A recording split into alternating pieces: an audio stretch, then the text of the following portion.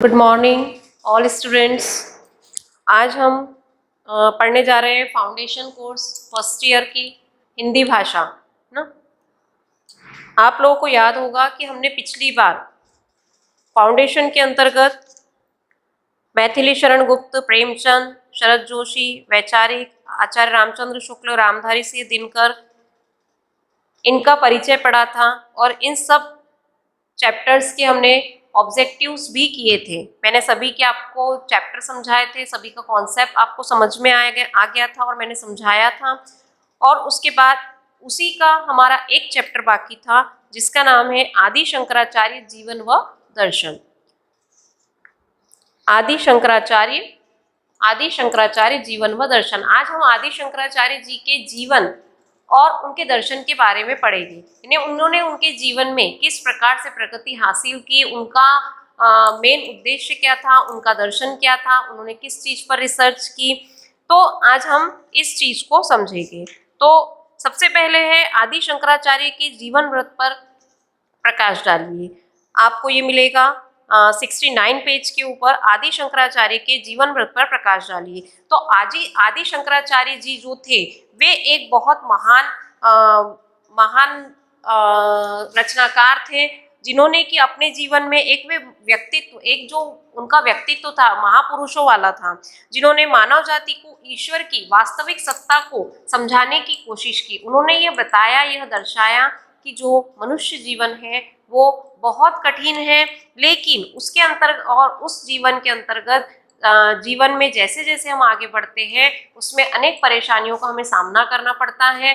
तो लेकिन उस सामना करने के लिए हमें किस प्रकार से अपने जीवन को जीना चाहिए, हमें जीवन तो जीना ही है, तो क्यों ना इस जीवन को हम ईश्वर को सौंप दे और उसे हंसी खुशी जिए। तो इस प्रकार से इतना ही नहीं, वे कई बड़े महामुनि भी उन्हें कहते थे और जगत गुरु आदि शंकराचार्य स्वयं भगवान शिव का अवतार थे। ऐसा कहा जाता है कि लोगों की ऐसी मान्यता है कि जो आदि शंकराचार्य जी जो थे वो एक स्वयं भोलेनाथ का स्वरूप थे। और जगत गुरु आदि शंकराचार्य के जीवन एवं उनके कार्यों के बारे में वर्णन करते हुए हम वर्णन करने बैठे तो हमें ऐसा लगेगा मानो समुद्र के अंदर हम कुछ बूंदे पानी की ढूंढ रहे हैं। तो इस प्रकार से वे मानव जाति का पूरा एक दर्शन थे। उनका जब जन्म हुआ तो 2500 वर्ष पूर्व यानी कि 788 ईस्वी में महाज्ञानी और महान दार्शनिक आदि शंकराचार्य जी का जन्म एक ब्राह्मण परिवार में हुआ था। और भारत देश के जो इनका जन्म हुआ वो केरल के कादड़ी नामक स्थान पर इनका जन्म हुआ। और वहाँ के लोगों का मानना है कि यह हमारी धरती धन्य हो गई जहाँ पर ऐसे महान पुरुष आदि शंकराचार्य जी ने अवतार लिया और इन्हें वे भोलेनाथ का अवतार भी मानते थे। उनके पिता शिव गुरु और माता आर्यम्बा को कोई संतान नहीं थी। काफी समय बाद उन्हें यह पुत्र के रूप में धन प्राप्त हुआ और आदि शंकराचार्य जी की माँ आर्यम्बा को भगवान शिव ने स्वप्न में ही वचन दिया था कि मैं आपकी गोद से स्वयं पुत्र के रूप में अवतरित होगा। इसीलिए उन्हें आदि शंकराचार्य जी को भोले शंभुनाथ का रूप भी कहा जाता है। उनके पिता की जब मृत्यु हुई तब आदि शंकराचार्य जी 7 वर्ष के थे। कितने वर्ष के थे? केवल 7 वर्ष के थे। इसीलिए आदि शंकराचार्य जी को वेद और उपनिषद पढ़ाने में केवल उनकी माँ आर्यम्बा का ही बहुत बड़ा उन्होंने भूमिका निभाई है। और उनकी भाषा संस्कृत और हिंदी दोनों ही रूप में है। उनके गुरु गोविंद भगवत उत्पाद जी थे और उनका प्रमुख उपन्यास था अद्वैत वेदांत। जो आदि शंकराचार्य जी का जो महान उपन्यास था वे था अद्वैत वेदांत। इस प्रकार से मैंने आपको आदि शंकराचार्य जी के जीवन का दर्शन कराया। अब आदि शंकराचार्य जी ने जो है उन्होंने जब वे बड़े हुए तो वे ईश्वर की सत्ता पर भरोसा रखते थे। तो उन्होंने इस प्रकार से 4 मठों की स्थापना की और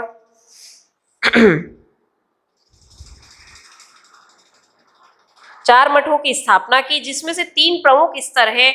प्रभु, प्राणी और अन्य। उन्होंने कहा कि उनके जो 4 मठ थे, वो चारों मठों के ऊपर अलग अलग वेदों का ज्ञान दिया गया। तो उसमें से सर्वप्रथम जो था मठ, उसके अंदर प्रभु, प्रभु अर्थात ईश्वर, ब्रह्मा, विष्णु और महेश, जिन्होंने पृथ्वी रची, जिन्होंने उसका पालन किया और जिन्होंने उसका सृजन किया, जिन्होंने उसे चलाया। तो इस प्रकार उन्होंने ब्रह्मा, विष्णु और महेश तीनों की शक्तियों का वर्णन अपने मठों के अंतर्गत किया है। दूसरा है प्राणी। प्राणी मनुष्य अर्थात स्वयं, यानी हम जो प्राणी है, हमें अपने जीवन को किस प्रकार से जीना चाहिए।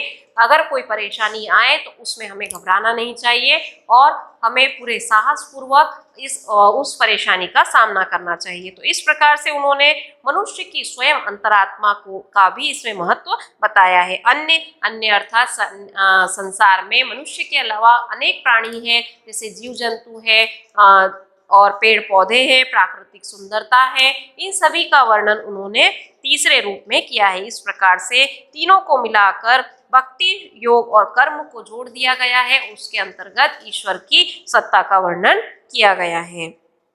उन्होंने आगे उन्होंने यह भी बताया है कि मोक्ष और ज्ञान का, मोक्ष किस प्रकार से प्राप्त हो। व्यक्ति ये चाहता है कि मैं आज जितने भौतिक सुख है वे सभी को प्राप्त कर लूं, लेकिन वो यह भूल जाता है कि जितना भी प्राप्त करेगा, जितना इकट्ठा करेगा, जितना संग्रह करेगा, वे सारा धन यहीं पर रखकर जाने वाला है। तो उन्होंने कहा है कि इन भौतिक साधनों के अंतर्गत अपने समय को व्यतीत और व्यर्थ करने से बेहतर है कि हम अपना कुछ समय ईश्वर की सत्ता में लगाए, ईश्वर के प्रभु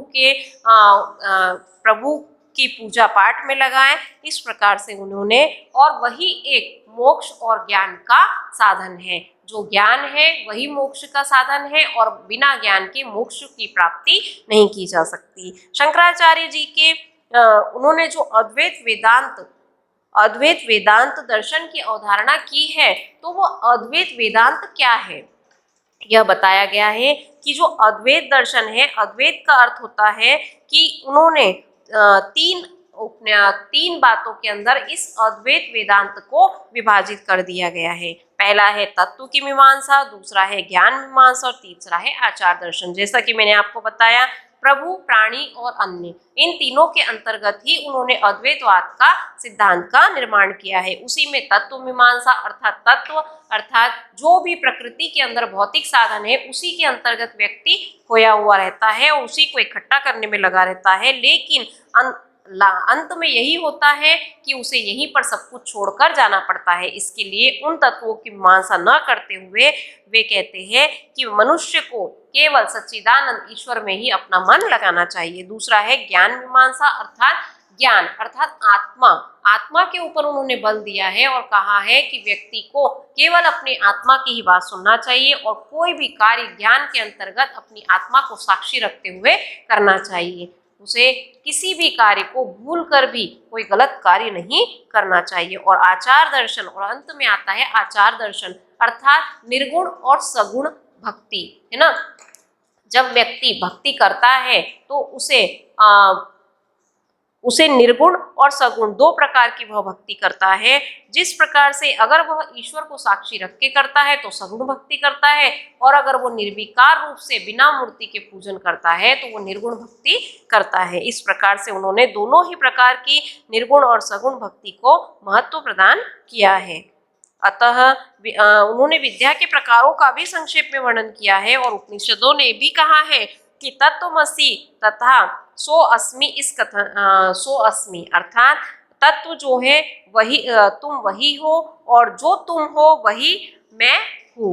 उन्होंने कहा है कि तत्वमसि अर्थात तुम वही हो, और इसी कारण से ज्ञान होने पर सो अस्मि, जब उसे ज्ञान प्राप्त हो जाता है तो सो अस्मि अर्थात मैं वही हूँ। जो तत्व है मैं वही हूँ, जो ज्ञान है वही मैं हूँ, और जो मोक्ष है वही सब कुछ मैं हूँ। इस प्रकार वेदांत के अनुसार मुक्ति क्या है, आगे उन्होंने बताया है कि मुक्ति क्या है। जब व्यक्ति सभी प्रकार के भौतिक कार्यों से, भौतिक तत्वों से मुक्ति प्राप्त कर लेता है, उसके मन में ईश्वर के अलावा और कोई दूसरा गुण नहीं होता है, ईश्वर के अलावा कोई दूसरी भक्ति नहीं होती है, तो यही पर उन्होंने कहा है कि यही जो है मोक्ष का साधन है। उसे जितने भी दुख प्राप्त होते हैं वह उसे सुखपूर्वक व्यतीत करता है और उसमें वे तनिक भी विचलित नहीं होता है, तो यही सब मुक्ति का साधन है। इसी से वेदांत में जीवन मुक्ति और विदेह मुक्ति नाम दो प्रकार की मुक्तियां बताई गई है। ईश्वर ने जो आदि शंकराचार्य जी है उन्होंने मुक्ति के अंतर्गत भी दो प्रकार की मुक्तियां बताई है। पहली है जीवन मुक्ति और दूसरी है विदेह मुक्ति। अर्थात जब वह जीवन जीता है तो वह क्या करता है कि उस जीवन को किस प्रकार से जी रहा है, वो जीवन मुक्ति, और जो वह मृत्यु के पश्चात जब ईश्वर में समा जाता है तो वह है उसकी देह मुक्ति। इस प्रकार से उन्होंने यहाँ पर भी दो प्रकार की मुक्तियों का वर्णन किया है। आदि शंकराचार्य जीवन व दर्शन, उन्होंने इस प्रकार से इसे प्रतिपादित किया है। उन्होंने कहा है कि ब्रह्म ही एकमात्र सत्य है। उन्होंने कहा है, आदि शंकराचार्य जी ने कहा है कि ब्रह्म ही अर्थात ईश्वर ही एक आदि सत्य है। हम कितने भी साक्ष्य अर्थात प्रमाण अपनी गलती के क्यों न प्रदान कर दे, ईश्वर हमें हर जगह से देख रहा है। और वही जो है, हम अगर दूसरे कारणों से किसी कारण से अगर कोई गलती करते हैं तो उन सभी का ब्यौरा ईश्वर के पास होता है। संसार की सृष्टि ब्रह्मा की माया शक्ति के द्वारा ही होती है। वे कहते हैं कि यह संसार जो है वो किसने रचा है, ब्रह्म ने रचा है, और इसी की शक्ति उनके अंतर्गत निहित है। और ब्रह्म के भी उन्होंने दो रूप बताए हैं, जैसे मैंने बताया आपको, निर्गुण ब्रह्म और सगुण ब्रह्म। तो आदि शंकराचार्य अपने अद्वैत वेदांत में ब्रह्म के रूपों का भी वर्णन करते हैं। निर्गुण ब्रह्म और सगुण ब्रह्म, उनका मानना है कि यद्यपि यथार्थ की सत्ता निर्गुण ब्रह्म ही है, किंतु निर्गुण ब्रह्म जब माया से विशिष्ट होता है, जब माया के द्वारा रचा जाता है, तो वह मायोपरहित ब्रह्म कहलाता है। और मायोपरहित ब्रह्म ही सगुण ब्रह्म भी है, जिसे उन्होंने ईश्वर की संज्ञा प्रदान कर दी है। उनका मानना है कि जो मनुष्य विश्व को पूर्णतया ब्रह्ममय देखता है वह ब्रह्म की माया से प्रभावित नहीं होता है और उसके परमार्थिक रूप में ब्रह्म की एकमात्र सत्य सत्ता के रूप में दिखाई देती है। यानी वो जो व्यक्ति सिर्फ ईश्वर को ही सब कुछ मानता है और उसी पर भरोसा रखकर अपने कार्य के अंतर्गत अपने कर्म करते रहता है, तो वह कभी भी विचलित नहीं होता है, और यही सगुण ब्रह्म है। आदि गुरु शंकराचार्य जी का ब्रह्म सभी प्रकार के भेदों से भी रहित है। वे कहते हैं कि आदि शंकराचार्य जी का जो ब्रह्म है, जो सत्य है, वे दूसरे सत्यों से भी अलग है। आदि शंकराचार्य जी ने ब्रह्म सजाति, विजाति और स्वगत भेदों से रहित सत्ता को भी बताया गया है। इसलिए परमार्थिक दृष्टि से ब्रह्म को निर्गुण या निर्विकल्प कहा जाता है। इस अवस्था में आत्मा और ब्रह्मा कोई भेद नहीं माना जाता है। यह आत्मा की ब्रह्मा के रूप में आत्मानुभूति है। यही आदि गुरु का अद्वैत वेदांत है। उन्होंने कहा है कि जब व्यक्ति अपने पूरे कर्मों को सत्य और ज्ञान के रूप में करने लगता है, तो वहां पर ईश्वर और मनुष्य दोनों में कोई अंतर नहीं रहता है। दोनों का वहां मिलाप होता है, और वही जो है वही ईश्वर की आत्मानुभूति होती है। और यही जो है आदि गुरु का अद्वैत वेदांत है। यही आदि गुरु का अद्वैत वेदांत का सिद्धांत है। निष्कर्ष रूप में कहा जा सकता है कि आदि शंकराचार्य जी का जीवन एवं दर्शन विविध विरोधी भावों से एक समन्वित रूप है। यानी कि किसी भी कार्य में अच्छाई और बुराई दोनों का होती है, तो इन दोनों का रूप ही जो है वो आदि शंकराचार्य जी का सिद्धांत है। वे दार्शनिक भी है और कवि भी है, वे ज्ञानी पंडित भी है और संत भी है, वैरागी भी है और धार्मिक सुधारक भी माने जाते थे। उनमें इतने भिन्न भिन्न प्रकार के दिव्य गुण निहित थे कि यदि हम उनके व्यक्तित्व का स्मरण करें तो भिन्न भिन्न मूर्त रूप हमारे समक्ष उपस्थित हो जाते हैं। और उनकी वास्तविकता यह है कि शंकराचार्य जी एक ऐसे शांत दार्शनिक थे जिनका एकमात्र प्रयत्न जीवन और विचार के विरोधों का अपनी असाधारण तीक्ष्ण बुद्धि के द्वारा भेद खोल देने के प्रति था। यानी उनके जीवन के अंतर्गत उन्होंने अनेक जो बुराइयां थी उसका भी नाश किया, और उनके लिए इसलिए उनके विषय में कहा जा सकता है कि शंकराचार्य जी ने दर्शन जगत में अद्वैत वेदांत की जो वैचारिक युगांतकारी क्रांति उत्पन्न की थी वह आज भी जीवित है। यानी सत्य आज भी है, ईश्वर आज भी है, केवल उसके ऊपर हमें भरोसा करने की जरूरत है।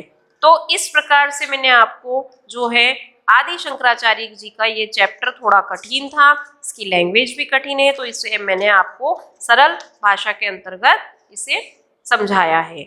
मुझे भरोसा है कि आप लोग इसके ऊपर ध्यान देंगे। अब इसके अंदर कुछ ऑब्जेक्टिव टाइप्स क्वेश्चंस हैं, है ना, जो कि आप लोगों को इसके अंतर्गत आएगी। अब मैंने थोड़ा चैप्टर समझाया है तो शायद आपके दिमाग में कुछ क्वेश्चंस समझ में आए, जैसे कि आदि शंकराचार्य जी ने कितने मठों की स्थापना की थी। तो आदि शंकराचार्य जी ने जो है वो 4 मठों की स्थापना की थी। आदि शंकराचार्य किसके अवतार माने जाते हैं, तो ये आपको भी पता है कि हमने पढ़ा अभी, प्रभु शंकर के अवतार माने जाते हैं। आदि शंकराचार्य जी का जन्म कब हुआ? उनका जन्म हुआ 508 से 9 ईस्वी के अंतर्गत। आदि शंकराचार्य जी का प्रसिद्ध दर्शन कौन सा है? अद्वैत वेदांत। देखिए ये क्वेश्चंस ऐसे हैं कि जो मैंने आपको अभी चैप्टर समझाया उसके अंतर्गत ये सारे क्वेश्चंस हमने अभी इनके आंसर पढ़े। आदि शंकराचार्य जी के गुरु कौन थे? आचार्य गोविंद भगवत उत्पाद, ये भी मैंने आपको बताया था। आदि शंकराचार्य जी के ग्रंथों के कितने वर्ग हैं? इनके ग्रंथों को कितने भागों में विभाजित किया गया? तो मैंने आपको बताया था 3 भागों में इनके अद्वैत वेदांत को 3 भागों में बांटा गया था। जैसे कि मैंने आपको बताया था कि इनके 3 भाग कौन कौन से थे? प्रभु, प्राणी और अन्य। ठीक है। शंकराचार्य द्वारा रचित प्रस्थान गई में है,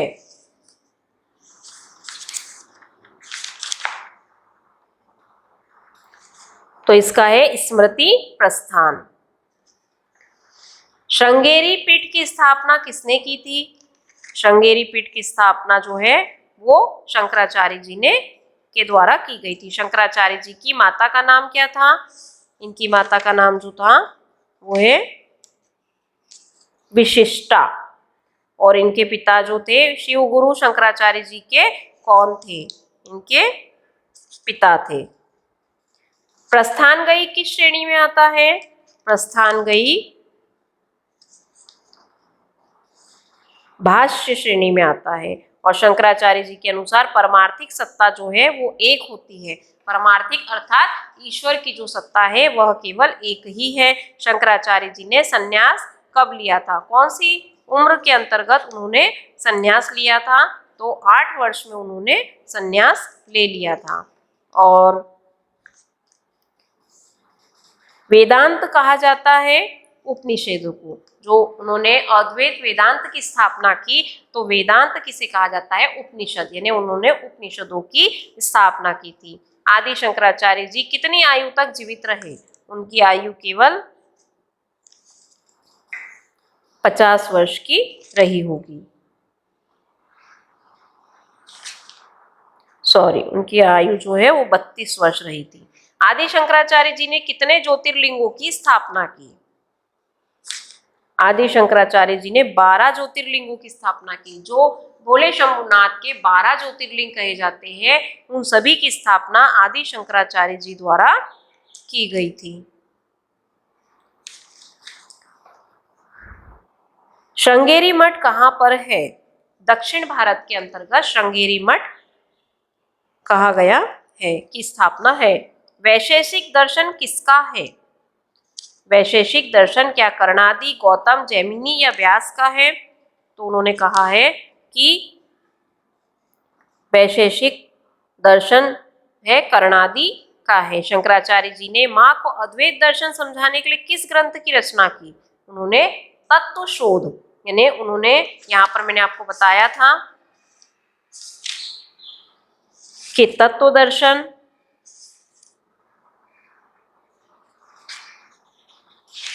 मैंने उसके 3 प्रकार बताए थे।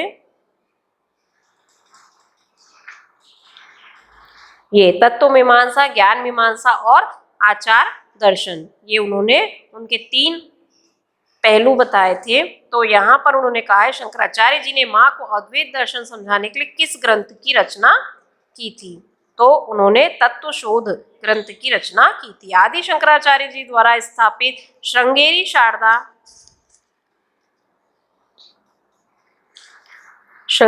शारदा पीठ की स्थापना किस वेद के आधार पर की गई है? तो श्रृंगेरी साधना जो है वो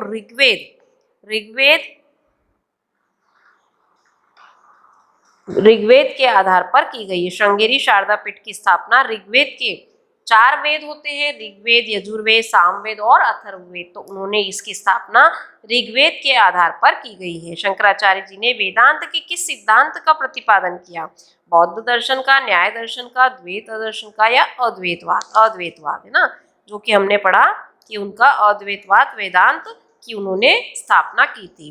ज्योतिपीठ पीठम का निर्माण आदि शंकराचार्य जी ने इस वेद के आधार पर किया था। यानी उन्होंने ज्योतिपीठ, देखिए 2 क्वेश्चन एक जैसे हैं।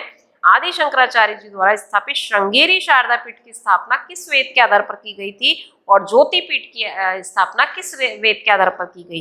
तो श्रृंगारी पीठ की स्थापना जो है ऋग्वेद के आधार पर की गई और ज्योतिपीठ की स्थापना जो है वो भी ऋग्वेद के आधार पर ही की गई थी। शंकराचार्य जी का जन्म कहाँ पर हुआ था? हमने पढ़ा कि केरल के एक गांव में हुआ था। आदि शंकराचार्य जी का जन्म दक्षिण भारत के किस गांव में हुआ था? कामड़ी।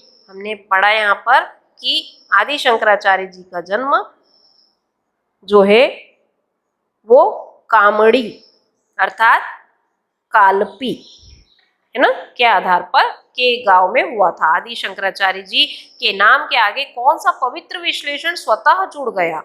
कौन सा जुड़ गया? उनका भगवान है ना, भगवान भोलेनाथ का उन्हें रूप कहा जाता था, इसके लिए आदि शंकराचार्य जी के नाम के आधार नाम में भगवान आदि शंकराचार्य जी का नाम जुड़ गया। आदि शंकराचार्य जी ने मात्र 8 वर्ष के आयु में किसका अध्ययन पूरा किया था? उन्होंने कौन सी 8 वर्ष के अंतर्गत क्या ज्ञान प्राप्त कर लिया था? तो उन्होंने 8 वर्ष की उम्र में सारे वेदों का, चारों वेदों का ज्ञान प्राप्त कर लिया था। ऋग्वेद, यजुर्वेद, सामवेद और अथर्ववेद, चारों वेदों का ज्ञान जो है उन्होंने केवल 8 वर्ष की उम्र में ही प्राप्त कर लिया था, जो कि आज 8 वर्ष का बच्चा पूर्ण रूप से हमें पूरी एबीसीडी नहीं बोल सकता है, पूरे जितने भी वर्ण हैं वो नहीं बोल सकता है, और उस बच्चे ने पूरे टेबल्स नहीं याद हो सकते हैं। और आदि शंकराचार्य जी को 8 वर्ष की उम्र में चारों वेदों का ज्ञान प्राप्त हो गया था। आदि शंकराचार्य जिस विचार के पुरस्कर्ता थे वे है अहम ब्रह्मास्मि की अद्वैत अवधारणा, यानी मैं ही ब्रह्म हूँ और मैं ही सत्य हूँ। शंकराचार्य जी के अनुसार परमात्मा किस रूप में विद्यमान रहते हैं? हमारे अंदर जो है परमात्मा किस रूप में विद्यमान रहते हैं? तो हमारे अंदर परमात्मा जो है इनमें से कोई भी नहीं ईश्वर रूप में विद्यमान रहते हैं, ना तो सगुण ना तो निर्गुण और ना ही सगुण और निर्गुण दोनों। हमारे अंदर ईश्वर परमात्मा के रूप में विद्यमान रहते हैं, आत्मा के रूप में विद्यमान रहते हैं, इनमें से कोई भी नहीं। आदि शंकराचार्य जी किसके अवतार थे? वे थे शिव जी के अवतार थे।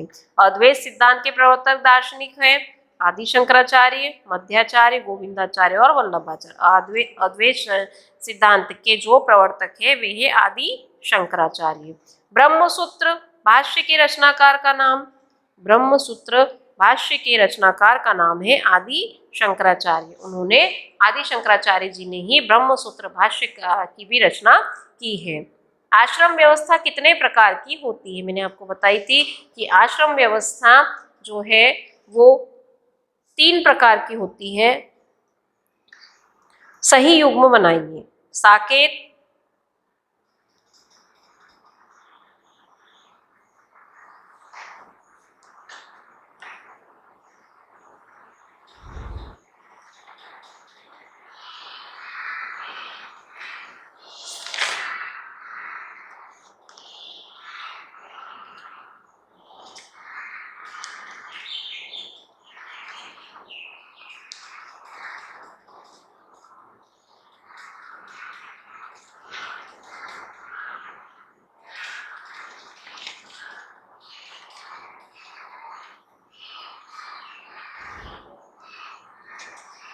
ठीक है, इसको हम बाद में कर लेंगे।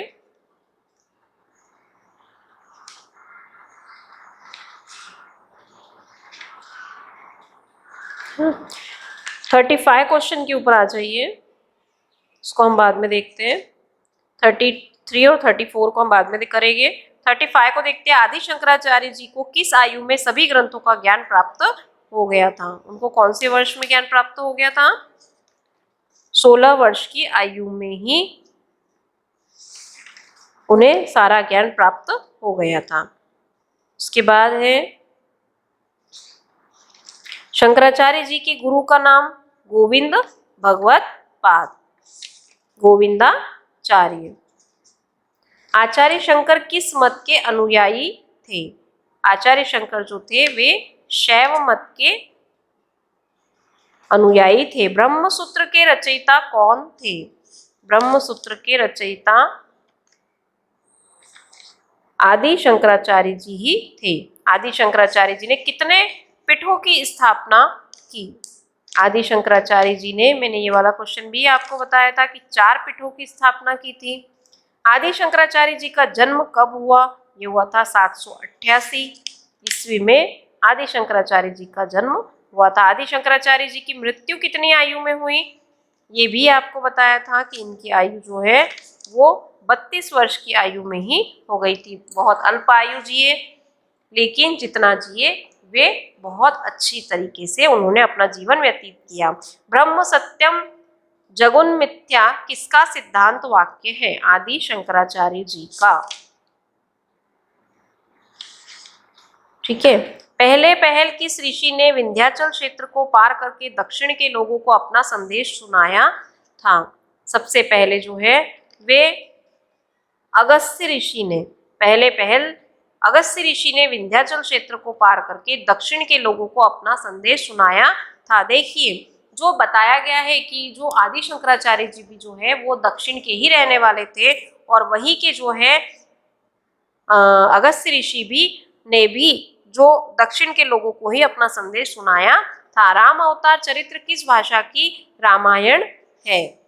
जो राम अवतार चरित्र है वो किस भाषा की रामायण है? तो वो जो है वो तमिल भाषा के अंतर्गत रची गई है। लोकोपयत दर्शन किससे संबंधित है? लोकोपयत दर्शन जो है वो चारवाक से संबंधित है। श्रृंगेरी मठ कहाँ है? श्रृंगेरी मठ जो है वह दक्षिण भारत के अंतर्गत स्थित है। ये भी मैंने आपको बताया था। स्वयंभू ने पौम चरियु किस भाषा में लिखा है? स्वयंभू ने पौम चरियु किस भाषा में लिखा है? ये शायद अप्रभंश भाषा में लिखा गया है। हाँ, अप्रभंश भाषा में लिखा गया है। शंकराचार्य जी ने कितने वर्ष की उम्र में गृह त्याग दिया था? उन्होंने जो है 8 वर्ष की उम्र में ही, जब उन्होंने ज्ञान प्राप्त किया उसी समय उन्होंने अपना गृह त्याग दिया था। क्या लोग थे? शंकराचार्य जी के पिता का नाम जो है शिव गुरु था। अद्वैत सिद्धांत के प्रवर्तक दार्शनिक है आदि शंकराचार्य जी। शंकराचार्य जी की माता का क्या नाम है? ये आर्यम्बा देवी। आदि शंकराचार्य जी ने कनकधरा स्त्रोत में किसकी स्तुति की है? कनकधरा, अर्थात उन्होंने जो है माँ लक्ष्मी की स्तुति की है। इसमें दिया नहीं है, लेकिन आप ई जो है वो लिख लीजिए, माँ लक्ष्मी। उन्होंने जो है इस स्त्रोत के अंतर्गत, कनकधरा स्त्रोत में माँ लक्ष्मी की जो है पूजा की है। शंकराचार्य जी ने किस मठ में ऋग्वेद के अध्ययन का विधान किया था? किस मठ में ऋग्वेद? गोवर्धन, श्रृंगेरी, शारदा, ज्योति। श्रृंगेरी मठ अर्थात शारदा मठ। शंकराचार्य जी ने शारदा मठ में ऋग्वेद के अध्ययन का विधान किया था। इस प्रकार से ये पूरे 53 ऑब्जेक्टिव्स हैं, जो कि अधिकांश मैंने आपको जो चैप्टर समझाया उसके अंतर्गत सारे ऑब्जेक्टिव्स आए थे, और कुछ कुछ ही 2-4 क्वेश्चंस ऐसे हैं उसमें जो हमने चैप्टर में नहीं पढ़े। तो इस प्रकार से आज ये जो लेक्चर था वो फाउंडेशन का आदि शंकराचार्य जी के जीवन व दर्शन के ऊपर आधारित था। अब जो हम पढ़ेंगे वो नेक्स्ट टाइम हम पूरा ग्रामर पढ़ेंगे आगे का, है ना। पर्यायवाची शब्द, विलोम शब्द, अनेक शब्दों के लिए एक शब्द, इकाई थर्ड, ये हम नेक्स्ट लेक्चर में पढ़ेंगे। इसके लिए आप लोग थोड़ा सा प्रिपेयर होकर आए, थोड़ा सा पढ़ कर आए, ताकि मैं आपको अगर समझाऊँ तो आपको समझ में आए। ठीक है, ओके, थैंक यू।